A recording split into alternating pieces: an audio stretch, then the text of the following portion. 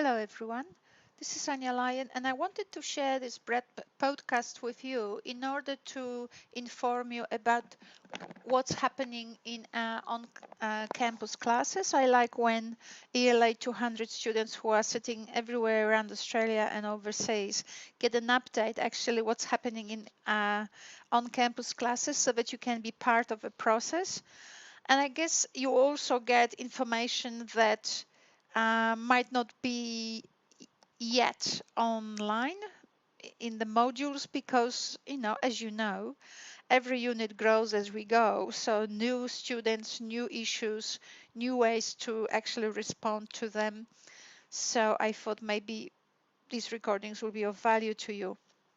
So in our own class, in our own campus class, we connected what you had in your first collaborate class. We connected that with the points, the 4 points that you can see listed here as the agenda of the today's podcast and on-campus meeting.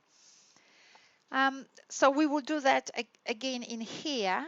But first of all, on the concept of literacy. So the reason why we spoke about literacy because some students raised the issue of the assignment, and the first thing that you are requested to do is to explain the concept of literacy and also relate it to research, how research talks about literacy. So you have to go through some readings, preferably from module 3. I don't know what's in module 2, but definitely module 3, and evaluate how those people actually talk about literacy. So there, and when we spoke about literacy, some people came up with responses like, "Oh, literacy is reading for meaning or writing for meaning," right? So there's nothing right or wrong about it, but there's a saying by Professor Ramachandran from the US, who says, a neuroscientist, who says that you can't have a definition which explains one metaphor, like literacy, with another metaphor, reading for meaning, right? You need to have a definition that gives you a process. So you explain a term with the process. So now you actually know what's involved in that particular term, a particular process. So that's what we will be looking for, not some mysterious definitions that literacy is reading for meaning, but actually but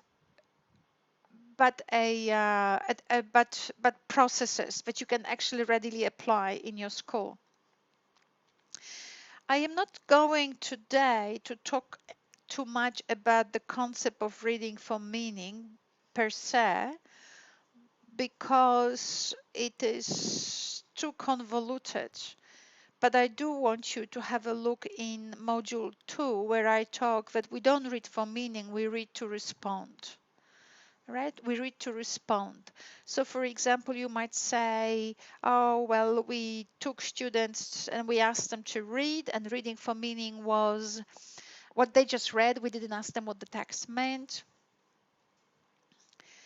But then we had other activities where we asked students to say what things mean. This is rather simplistic because that would imply that there is only one possible response to every text that we read.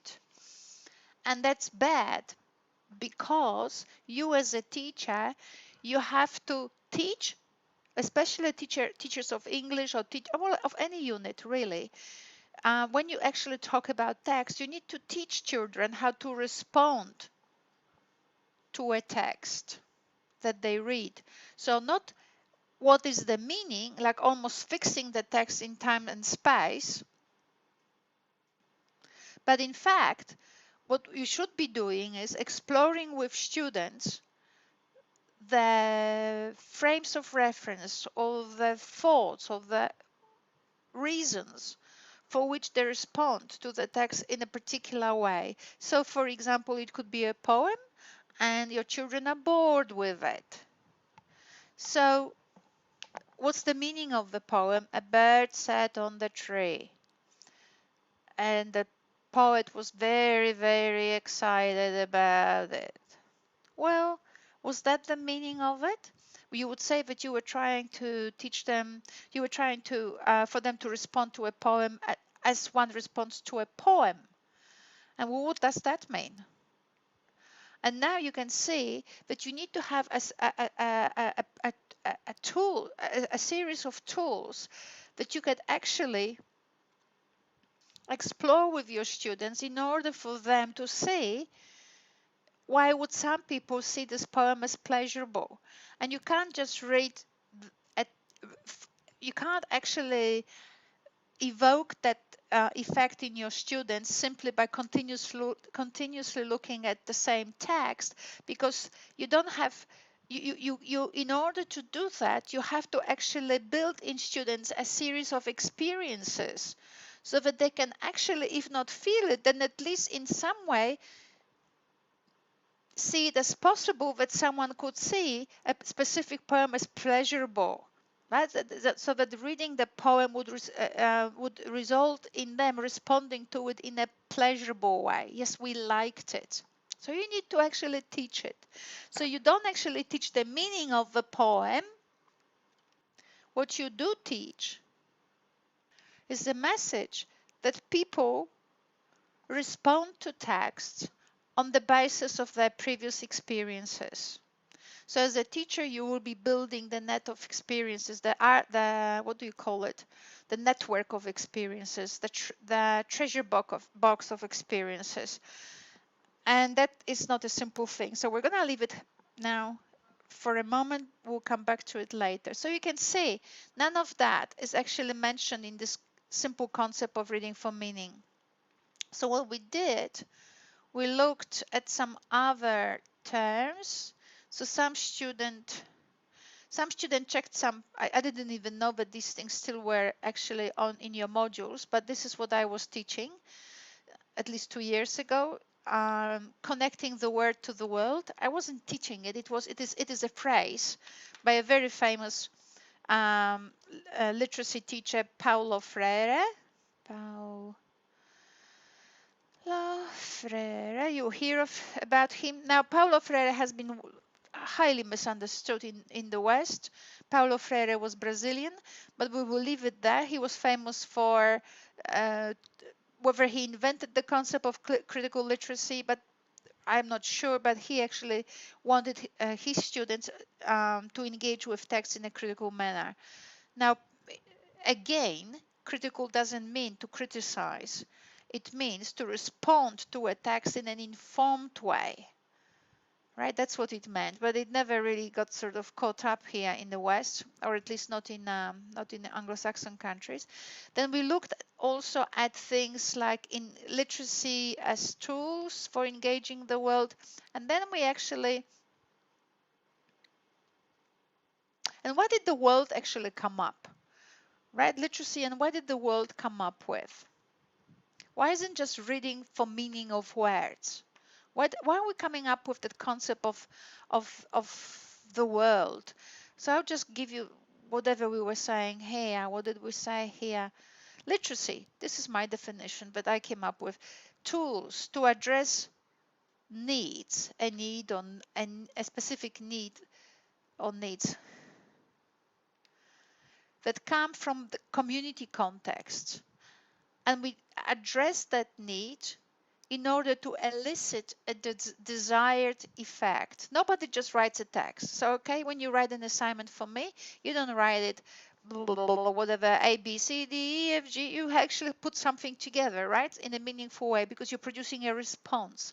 So, and you do it in a way in order to pass, right? So we always engage. So what's the community need there? Community need is that community context, what it is, it's the requirement for you to actually pass a university degree in order to be a teacher, right? So you identify particular tools, which is reading, talking to other people, God knows what else you have, in order to address that need, like, for example, to pass, which is to pass the assignment. And you do it in such a way that you can actually pass. the idea, pardon me, the need is to actually comply with the rules for employment. So you do it in a way, so desired effect is you do it in a way that will actually give you at least a pass, if not high distinction. So I always say that we play to win, right? We always play to win. Whether we say hello to someone or whether we don't say hello to someone, we always use our language in a way to achieve our goals. Yes, we do miss it, but we make mistakes and we fail at times because we actually didn't understand the relationship between the context and the need and what tools to use. So literacy involves us in identifying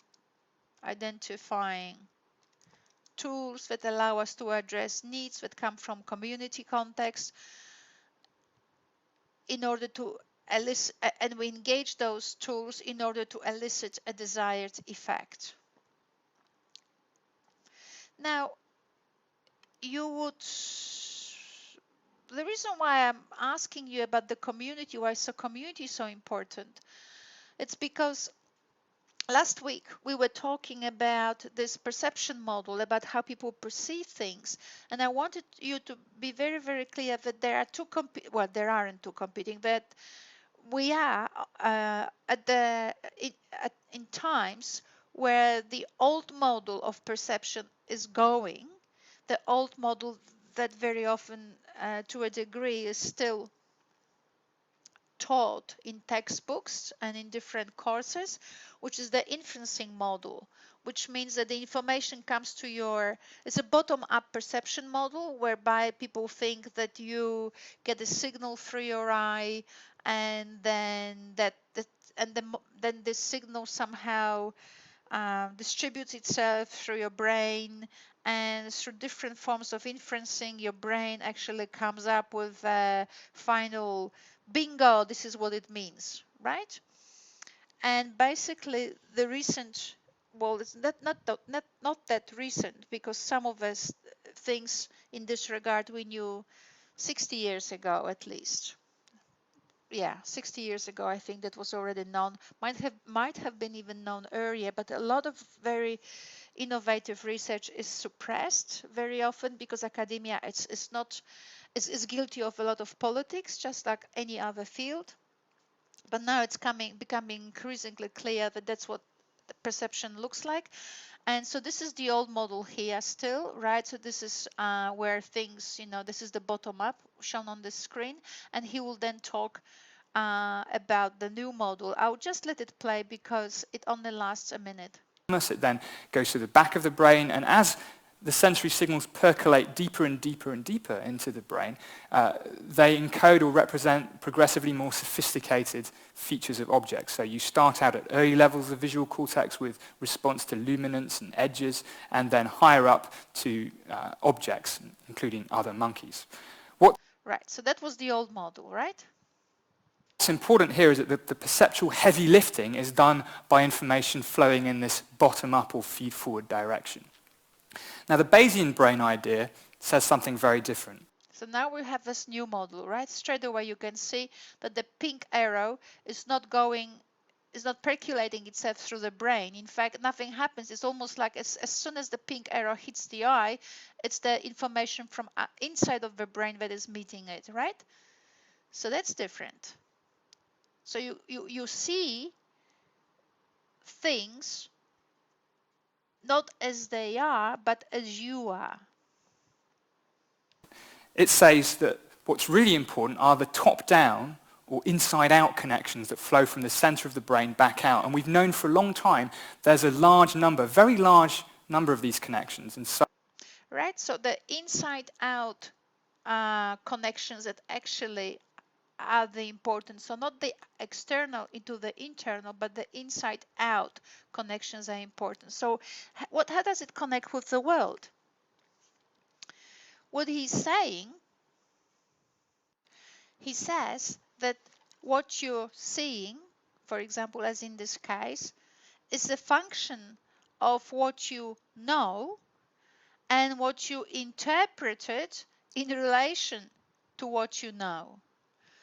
So all the signals that come to your head are filtered all the time through your higher organization systems. So you are caught in the loop of your past.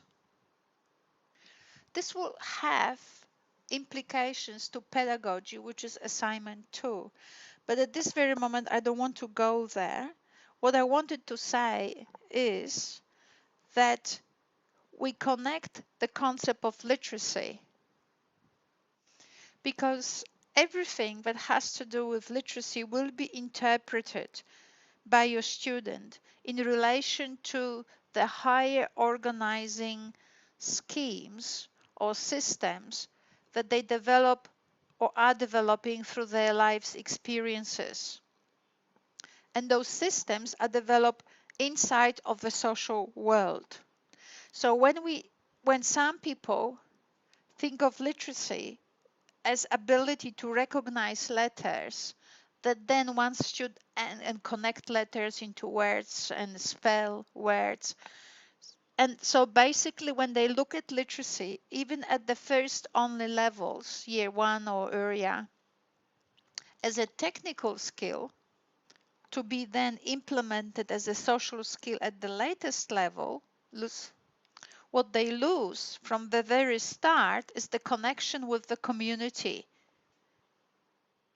So in a nutshell, students do not connect writing letter A because it's exciting, because it's part of the task they want to perform in order to please maybe other students who are their friends, maybe children in the hospital for whom they are writing a book, or maybe to do something, right? So they're not doing this letter A and B with a specific purpose in order to achieve things, which is what we were talking about, elicit a desired effect.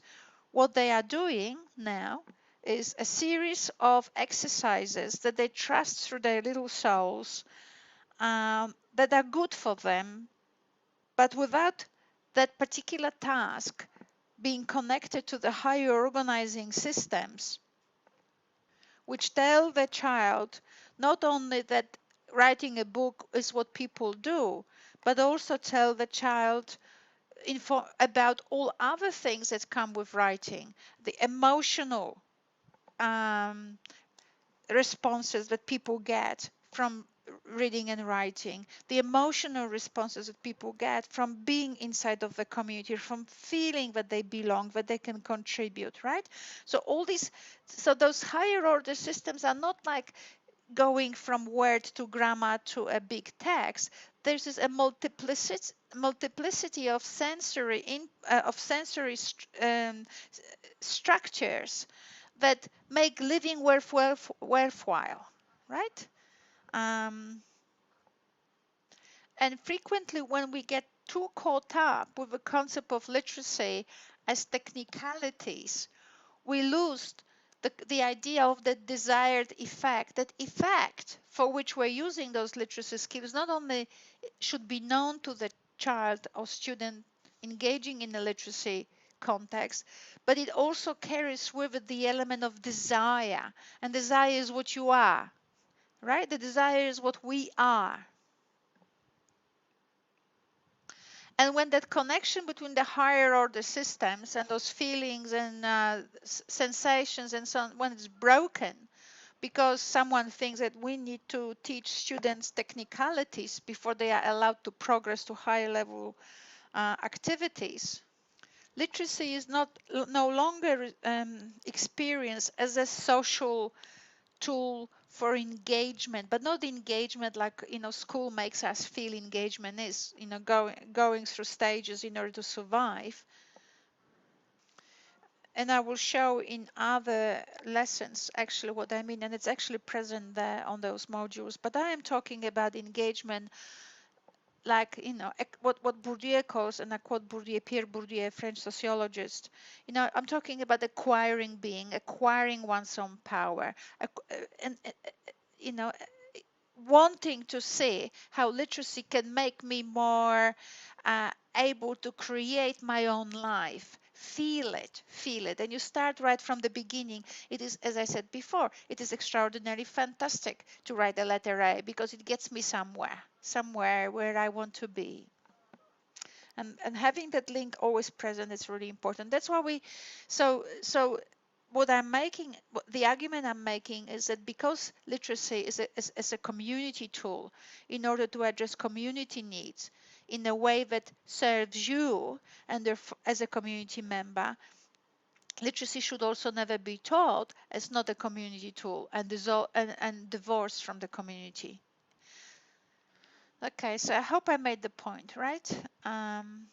Higher order skills through which we filter the world provide us with rich enough information about how to interpret what's coming in. When what's coming in is boring and doesn't allow us to actually associate it with the richness of the world that is already in our heads, then we dissociate that activity from our emotions, which are about being excited and engaged, and it becomes chore. And not only becomes chore, it could be actually an interesting intellectual exercise in itself, but we do not experience literacy for what it is. We experience it in a very narrow spectrum of its capacities or potential. And when we basically what you do, you remove one removes music from music, and basically sells music first as notes on paper and says, well, you will hear it one day when you're ready, right? That's pretty much the same thing. Okay, so just it's really hard for me to remember everything we covered, but now when it comes to assignment 2, some people said, so what's this assignment 2 about? And you do have it explained in module 2, but we will be now in our classes, we'll be going through module 2, 3, and whatever before assignment 1 finishes. And we'll be using a series of exercises enabling us to actually start linking the literature on literacy and also the curriculum, enable us to read the curriculum. So assignment 2 is largely about your ability to read the curriculum. You will learn to read the curriculum a little bit differently than you have probably seen it done. Typically, curriculum is read as a single-dimensional story. It's a kind of like basically the focus is on content, which basically is nothing else but external stimuli or stimuli. What is then removed is higher order thinking skills, higher order thinking, feeling skills, right, in relation to which you interpret the world. So why would I say that? I don't know. I really don't know why would I say that, but let me say it in this way. Let me respond it in this way. Comma is fantastic. I mean, there are poems written. I mean, people played with punctuation in most creative ways. There are poems about punctuations. There are poems with punctuations. There are poems without punctuation. Punctuation is exciting, but only because someone understood the reason about playing with things, understood the reason for writing poetry, you know, experienced it emotionally, experienced it as play, as fun, as, you know, in terms of a number of, in relation to a spectrum of sensations that people get. So, but per se, comma is not exciting, especially when comma is introduced as rules. That makes it really not exciting, right? So what I'm saying is that if you actually introduce content as dry and not actually making an effort for it to talk to students' higher order thinking skills, then the way you work with the curriculum not only doesn't comply with the curriculum, which does talk about the higher order thinking skills, but you also provide a content that is not likely to create relatively rich connections or associations in students' heads for it to be actually assimilated or integrated, and for students to build on it in creative ways and so on. So the way we will be reading actually curriculum in the curriculum in our assignment 1 is as follows. Actually, before I give you the module, maybe we should start a little bit with a little activity. So someone in the class said, in assignment 1, you want us to evaluate a particular activity we engaged in, which is which involves literacy skills, right? You want us to evaluate it. How do we do that?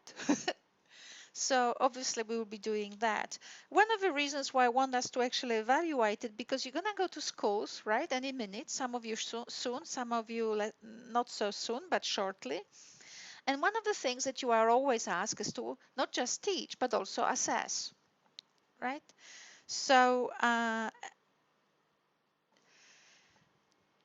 so I was thinking that before we actually go to schools and tell students what they do right and what they do wrong, we could actually test it on ourselves. How good are we in us, in our own literacy skills? If you were to take the curriculum, for example, I mean, we also will think about early years learning framework, but at this very moment, the curriculum I'm talking about, if you could take the curriculum and assess your own specific engagement with literacy in a literacy engagement, how would you score? And how would you do that? And I'm sure many of you are terrified. It is a terrifying experience, isn't it? It's kind of like easier to assess students because you say, yeah, we gave you the content. You were supposed to do to learn the 3,000 punctuation rules we gave you. We tested you on these 3,000 punctuation things. So we were horrible to you, and you were supposed to be good to us, and you scored really well. Your memory is really good. Talking about memory, we'll talk about memory, or probably if you actually listen to all the modules and statements are there about memory, what memory is, because people actually don't know in schools what memory is. But anyway, we did these horrible things to you, and now we can assess you, right? Now that's easy. It's really easy to be horrible to someone else. But how would we assess ourselves, right? And how would we assess ourselves in a way that is actually consistent with the curriculum requirements? Which means, what does the curriculum have? It talks about community because it has the higher order thinking skills, like, for example, the critical and creative capabilities. It has the cultural and intercultural capabilities. It has the social and personal capabilities. And someone, for some inexplicable reason, but just to make sure that it's there, they stuck in numeracy and ICT. They're not capabilities, but they stuck them there. It's all right. I'm happy with that. I don't mind. So, so would we do that? What activity would we choose to begin with, and then how would we assess it? Well, one thing I wanted to make sure that this is a self-assessment, right? A self-assessment for the purpose of an assignment, right? Not for the purpose of you getting better at that particular activity. It's none of my concerns how you actually perform a specific activity, because you can do it forever the way you do it, and it doesn't matter. So this is not the purpose of the assignment. The purpose of the assignment is actually for you to assess yourself and learn something about yourself as a result of this activity. And that's it. You don't have to improve ever. And I'm not assessing you, therefore, on how you do it, but how you assess yourself.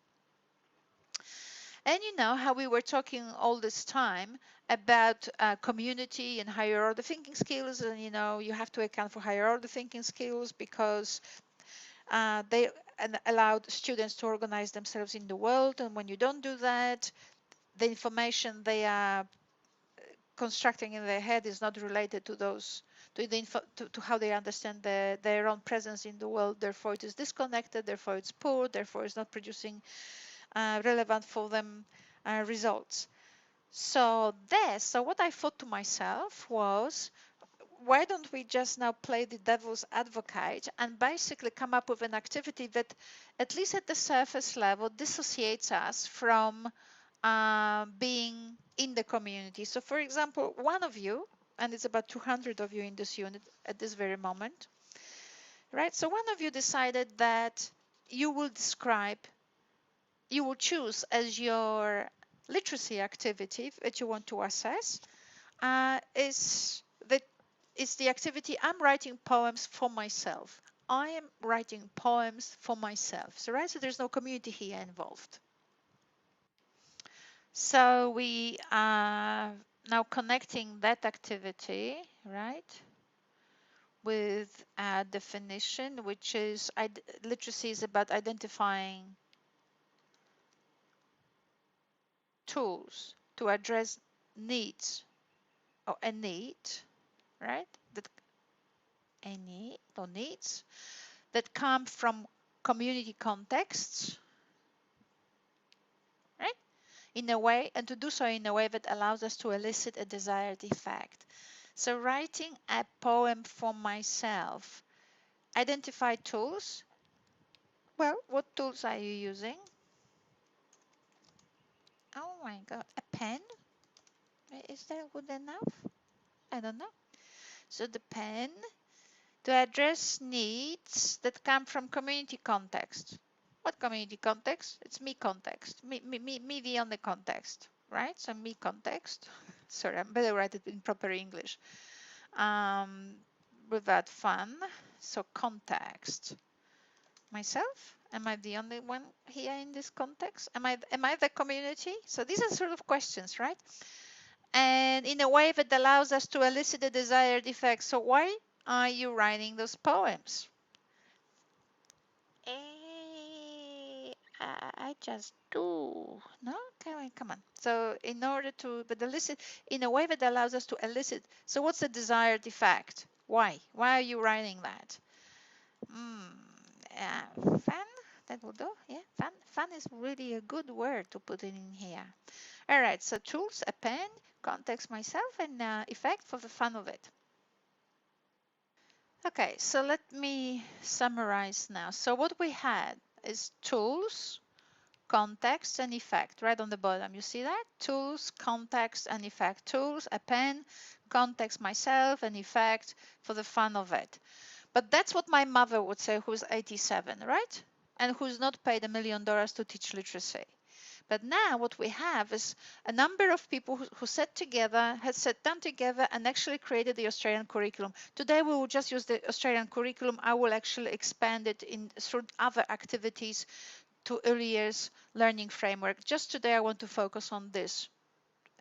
And actually both curricula are pretty much the same. I know everybody would say this is not true, but actually conceptually they are identical. And I'll show it to you another day. But today what I wanted to say is as follows. What we have here, tools, context, and effect. In a simple way, we have done the analysis, had nothing to do with the curriculum, had everything to do with our own sort of, common sense thinking. And common sense thinking without any document doesn't take us far away. But now look at that. When we actually think of the curriculum as a three-dimensional structure, what happens then? Then we see as follows. So first, let's focus on the things you can recognize, okay? Don't worry about the things in green, in yellow or whatever. I'll explain them later. But look what happens. On the left, you have capabilities. And that's basically, in my view, what curriculum wants to teach you. Curriculum wants to teach you the capabilities. You've got to be a critical person, critical and creative. It doesn't really matter how, whatever subject you teach students or whatever, your students have to pop out with those capabilities. So critical and creative thinking, ethical and intercultural capabilities, right? That's what we want our students to be. And we want our students to actually, as a result of our study, to actually undergo some form of personal and social transformation, right? So we call it personal and social capabilities. How has all of this integrating them in a society? as individuals and also as part of a community. Oh my goodness, this is easy, isn't it? Simple. So basically, we've got these things that we want them to actually achieve. What we want to do also, we want them to study those things through particular activities that have indigenous connection, that have Asian connection, and sustainability and community connection. It's very simple. So these are the activities. So these are your goals. These are the activities. And this is just pathways of things to engage in order to enrich students' experiences to achieve those goals here. Right? So the goal is this. This is not the goal. These are just things to engage to create rich experiences, rich learning experiences, but not for students to learn that texts are in context. For students to engage the concept of text in context in order to be able to do that. For students to engage this, and this in order to learn that. So it doesn't matter what subject area you have here, if you have all these outcomes or outline here, they are things to engage with which we enrich learning experiences of our students, but they are not the objects of learning. This is the object of learning. And your activities must engage all that, otherwise your activities are dissociated from the world as defined in the curriculum. So now it's very simple. Okay, so I teach that, and then I create activities that engage that, and then I make sure that my activities are broad enough to actually make room for these things to be integrated in my activities. Well, that's simple, isn't it? It's as simple as anything. It's so simple that you probably didn't understand it. Or did you? Right? So this is what I teach through activities that have these elements, and then I use those as points of reference or elements that need to be included so that my students can build their learning experiences on a rich basis in order for their learning to be based in relation to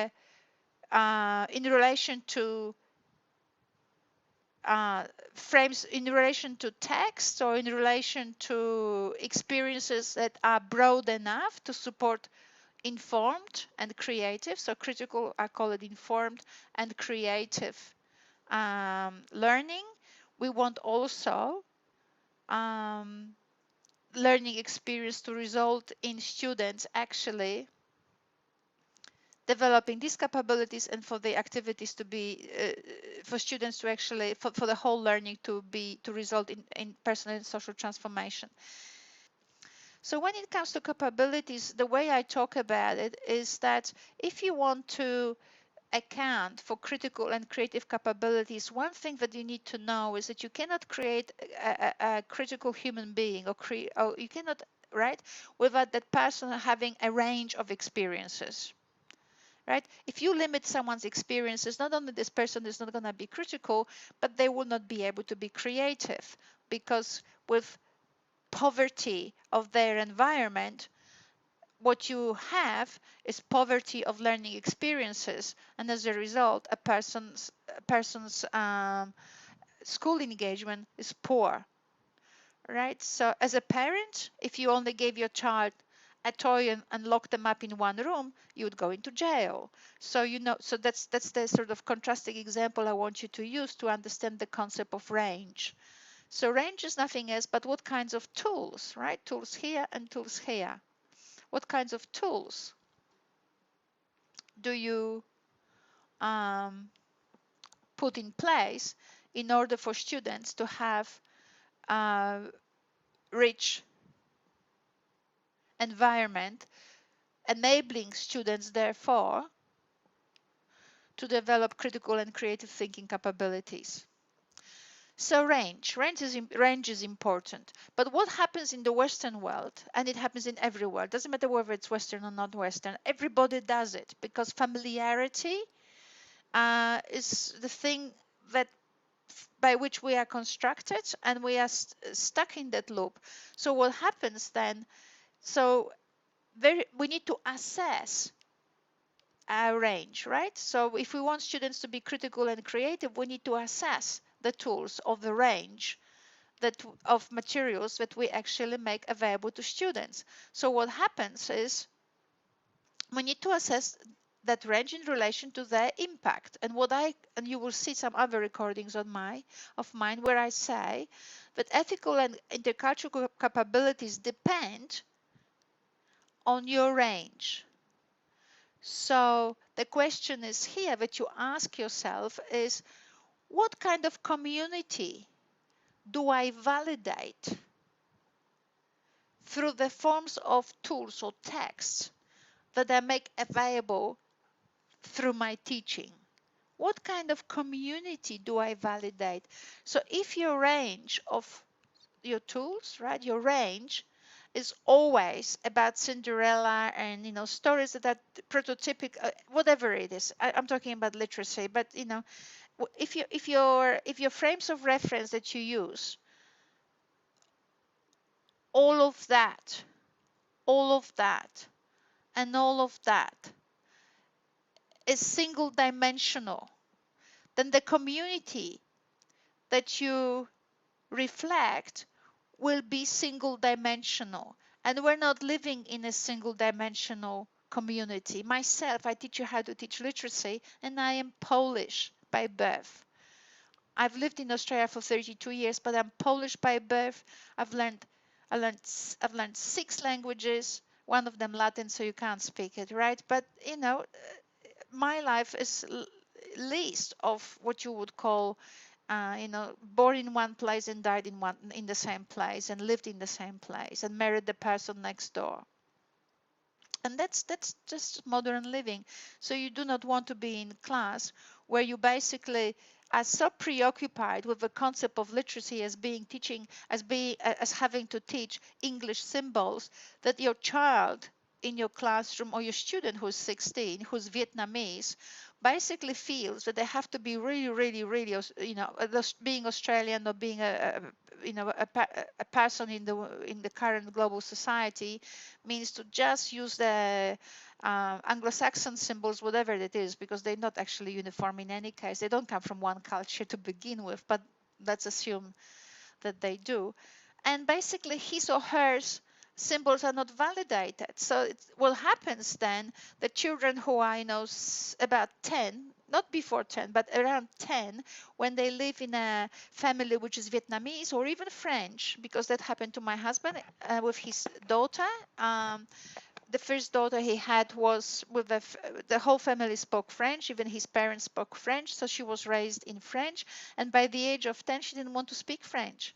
She wanted just to be English. She so much wanted to belong, so to speak, right? Because the teachers, think about the early years framework, the teachers defined the community to belong in such narrow terms that being French was not meant to her not to belong. It was a curse, right? So there. So right. So the range that we need to think about the range, because whatever we choose here has an impact on the way we actually engage students' ethical intercultural capabilities. And as a result, the relevance will differ. If our tools are limited in range, if the context of experience are limited, what will happen, the transformative effect will be very limited, if any. All right? So that's really important. So you can see that in the beginning you think, oh yes, I see students do that and teachers do that. Oh yes, I will be teaching students how to read maps. This is really important to read maps. So what will you give them? A map. Ever thought of giving them different types of maps? I mean, we have different. Oh yes, we will give them the Google map, and we will give them the map on the thing, whatever you call it, iPhone and whatever. But what about giving them ancient maps? What about giving them Aboriginal paintings, which are maps connected with stories? There are different maps. There are different maps from the people, different countries, different cultures. Actually, for centuries, mapped the world. Everybody mapped the world differently. Why not actually engage that? It teaches students a number of things, not about just different symbols used through different, depending on the culture's needs, but even the evolution of the map across cultures, right? So imagine you expand the tools, you expand therefore the context of reference, and therefore the transformative effect will be greater, right? And that's, you see how just talking about and having an activity about I write poems for myself, I write poems for myself. When we now started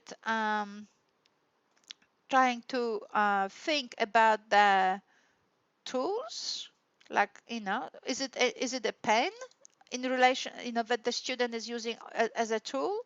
Look at this, there's so much happening here against which the student can actually identify what the tools they use in order to actually write those poems. And the students can identify the range in relation to this. Now you will see that in module 2 there's a PowerPoint where I put questions for each of those to allow you to describe the tools in a detailed way. So rather than to pick one or two, if you pick only one or two and you don't describe your tools in relation to all of those or most of those, your evaluation of yourself becomes uncritical, because you could say, well, I create text and I sometimes mix, well, no, this one you would not use it, and I sometimes use it on the basis of the things I've read, and it is all for language and interaction. How critical is that? It's selective, it's not critical, right? That's different. This assignment is to allow you to assess yourself critically using the curriculum, not to assess yourself selectively and tell me how good you are. I'm not interested in how good you are. I want you to show me you can use the curriculum. And next time you meet with me, we will talk about the early years framework. But yes, what I want to do is to see whether you can actually explore the tools that you use in your activity critically. So explore the tools, evaluate the context which they reflect, and therefore the community that you validate, and then also show me what personal and social transformative effect those tools that you engage have on you. All right? This is very simple. Now, that's at this very moment, that's what I wanted to do for this podcast, because obviously we're still in the beginning of our unit, so I don't have to cover everything, and a lot is covered in the modules themselves. So I strongly encourage everyone to actually look into the modules. Thank you very much.